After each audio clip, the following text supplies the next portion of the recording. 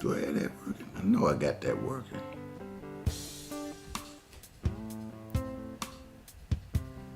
Yep, I think I did. There we go. Hello. I know you're there. I'm Ed Montgomery. They call me Dr. Ed. Thank you so much for being with us today.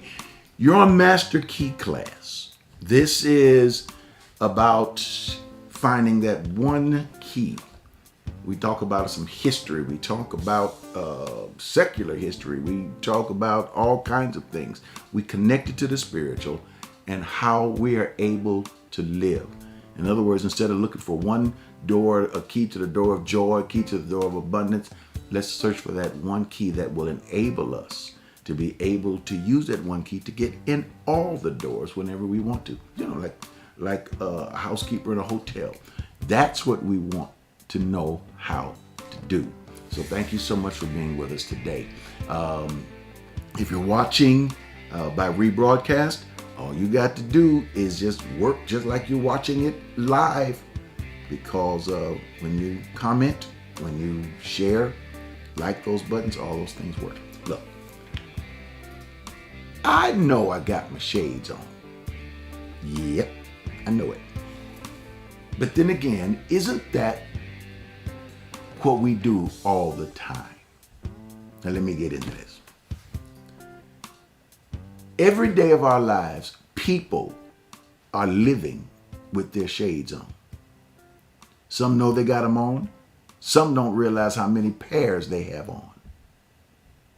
But the shades are filters that filter our lives and filter how we see things. And not just how we see things, but also how things see us. It's just a way of understanding that if we can get rid of the filters, then we can see life in a total different shade or a total different color. And that's what I do. I've been doing this for over 45 years, helping people to take off their shades, to take off the filters. And when they take off the shades and they say, I've taken off my shades, I said, no, you got another pair to go. They take off that pair and I said, you got two more pair to go. And they don't realize how life can color how we see things. Life can color how we see people of other races, how we see people of other colors, how we see people with money, people without money, how we see people who are seen as celebrities. There are people who get jealous of people who are seen as celebrities. Oh, if I could only be one of those, my life would be so wonderful. That's a celebrity. Some celebrities are saying, well, it's nice to have some money, but I wish my life was better. So our world is colored based on the lenses through which we see. So my job is to help you see through as clear of a lens as you can. We're not going to get rid of all the filters, but we're going to try to help you get rid of as many of them as we can so that you can see clearly. And one of the filters that we deal with is religion. That's where I come in. I'm not a doctor of medicine. I'm not a doctor of what was that? I thought it was a bug or something. I'm not a doctor of philosophy or a doctor of something else. I'm what you would call a doctor of the soul, doctor of the spirit, to help you heal from the inside, to recognize who you are, to see yourself in a whole different image, and to be able to use your spirituality to get ahead, to use it as a battery inside of your little motorized car that can take you from one end to the other end. Now, here's one of the things that we've often talked about. We talked about this past week on Sensational Sunday. And Sensational Sundays, of course, comes on Sunday, 10:30 a.m. Central Standard Time. I always type in Dr. Ed Montgomery. You can get it every Sunday. It's a different type of broadcast.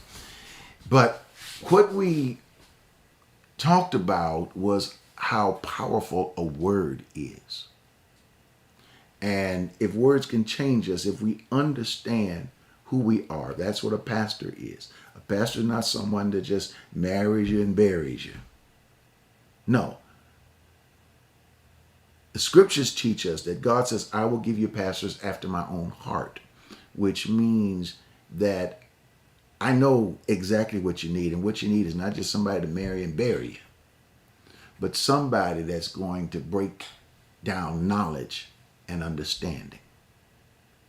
Because if you got knowledge and understand that knowledge, you can do just about anything you want in the world. And that's what a word is. A word helps to bring about knowledge, and ultimately, as you ponder that knowledge, it brings about understanding. And that's what the problem has been in religion. Back during the 1800s, as people or people of color were just beginning to get into Christianity or to understand who they were. And most people don't realize that Christianity was not just given to people once they got to America. It's not like, where the people came from Europe and they brought Christianity, and when they brought the enslaved people over, they gave them Christianity, which they didn't have because all they had was Islam. Well, not really. The people who came from Africa had Islam and they had Christianity. You have to understand Christianity was in the Middle East. And what did it do? It began to filter down through Egypt. Where is Egypt? Africa. So, it's, Egypt is right next to Israel. So all of that began to filter down into Africa. And I often tell people Jesus was not a Christian. Jesus was a Jew. Jesus understood Judaism. The disciples understood Judaism. They were not teaching Christianity. They were teaching what they considered to be another form of Judaism. Only after time did we get that word Christianity. And anyway, Christianity came from the enemies of the people who were living it. And the way they understood Christianity was look at how they love one another, how they care for each other. The definition of a Christian was not just Christ-like or little Christ. That was the word definition. But the definition was how people cared for one another. Now listen. It's the ability to look at someone and say, I trust you, not completely with my life, but at least enough to be able to know that you got my back concerning some things that are happening in my world. If you're in a family, you like to believe that your sisters and brothers, because your family, have your back, but you know as well as I know that just because you live in a house with somebody does not mean they always have your back. You know what I'm talking about. You've heard people say just because they skin folk, don't mean they kin folk. Just because you're of one color and you think that, hey, because you're my brother, you're going to always have my back. And you'll discover that some people who are not your color may have your back sometimes more so. And it's not all people of one particular color, but you have to go individual to find out who really has your back. You got to develop a relationship with people. You got to talk to people. And you begin to realize that this is what Christianity is. Christianity is who's got my back. I don't know what happened to us. We started getting to this whole thing about being a Christian is how much I know the word, or how many scriptures I can quote, or whose church I go to, or how many members are sitting up in the pews. And I think COVID has taught us a major lesson. That Christianity is not about what we have, what we possess. What it's about is who am I to you and who are you to me? What's our relationship? And I think this is what's been so devastating about Christians and these masks and this vaccine. Yes. Yes. I'm going to talk about it. I was going to say something about it. I'm not here to beat anybody up about a mask or a vaccine. But what I am bringing up is people who are saying, I'm your brother in the Lord. I'm your Christian and your Christian brother in your Lord. And they take off their mask. They're not vaccinated. And they got whatever, COVID, Navit, whatever they got. And they're saying, I'm your Christian brother or sister-in-law. And every time you try to turn your head, they want to come back over there and get up in your face and say it. And I'm asking myself the question, are you trying to hurt me? Are you trying to make me sick? What are you trying to do? The Lord gave me wisdom. Well, the Lord will take care of your brother. Yeah, the Lord will take care of me if you stop, if you just say it and don't spray it. Then the Lord will take care of me. And then maybe the Lord takes care of me that even as the scripture says, just because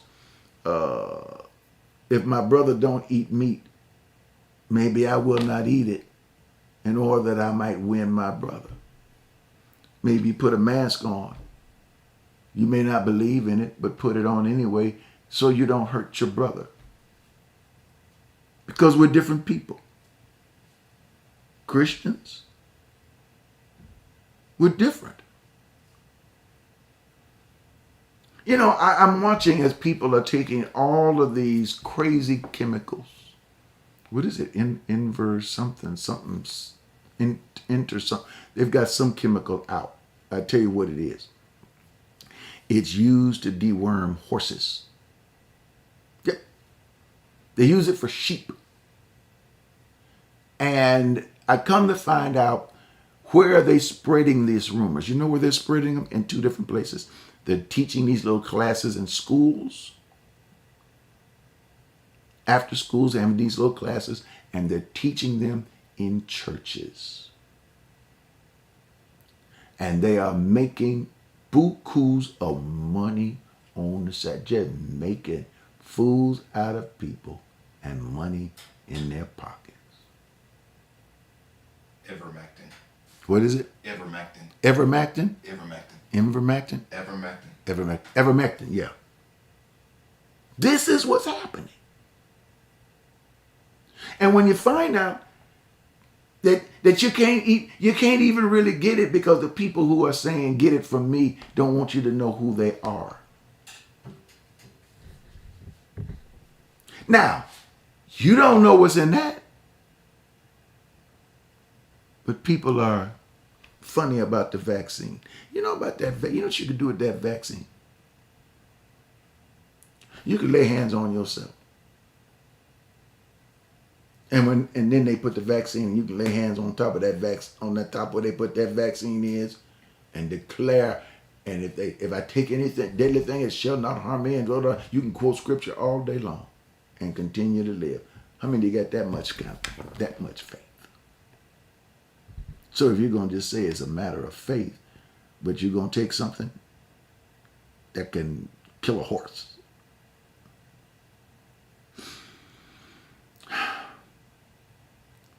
If you're my Christian brother and you're my Christian sister, I think you should be looking out for me as well as me looking out for you. I think we're trying to get this whole United States to a place to where we can squash this virus. It's not about a Democrat or a Republican. This is about love. And if you're Christian, or whatever you use that term to be. And people are looking at you from the outside. And they use that phrase. Here's how they define Christians. See the love. See how much love they have one for another. And you get a picture of you willing to let your brother or sister die just for your own. You can't research nothing because you don't have the education to research it. But your own thought process. You know, I was listening to someone that was explaining how that vaccine actually worked. And they told me a story. They said what it does is, as you take it in, when COVID shows up and knocks at the door, the vaccine answers the door and says, who is it? And they say, I'm COVID. And they said, well, what do you want? Well, I was just next door. And I was with somebody that didn't have the vaccine. And what I did was I went in there and I just told them who I was. And the body went crazy. Because when the body is unvaccinated, the immune system tries to become more powerful. So it uses the strength, overuses the strength of the heart, overuses the strength of the lungs, overuses the strength of the kidneys, overuses the strength of the brain to try to fight off COVID. And COVID lets the immune system fight so hard until the immune system just says, I can't fight no more. And that's when COVID comes in and takes it. What the vaccine does, it waits. And when COVID knocks on the door and vaccine says, yes, COVID says, I'm coming in. And the vaccine turns around and the immune system wants to go crazy, but the vaccine says, don't go crazy. Let me take care of this. Stay calm. Keep the heart calm. Keep the lungs calm. Don't let it over empower the immune system. And as COVID comes in, the vaccine lets COVID know. You can do a little bit, but you are not going to trick this body. And then guess what? The vaccine does. Goes out of the body, but it leaves in the immune system the memory. So that if COVID ever comes back, the immune system remembers, don't go crazy. Keep your cool. And being cool, you're going to be able to deal with this virus. Keep your cool. Think about what you're doing. And remember that most of this is about how do we care about our brothers and sisters on this planet. Our Christian brothers and sisters. Those who are non-Christian. Those who are Muslim, Hindu, whatever they are, agnostic, atheist, I don't care what they are. It's our country and it's our planet. Show love. And you'll change the world. All right. Look, thank you for being with Master Key. Did you like this? Hit that like button. Tell some of your friends. Share it with some of your friends. Share it with them. Pass this on. Maybe it might be an explanation they can use. Maybe you're tired of trying to explain it to your friends. Share this with them. Send it to them. Hopefully, it might help them out. All right? Comment. I want to hear from you. Where you living? All those kind of good things. Talk to you. Bye-bye.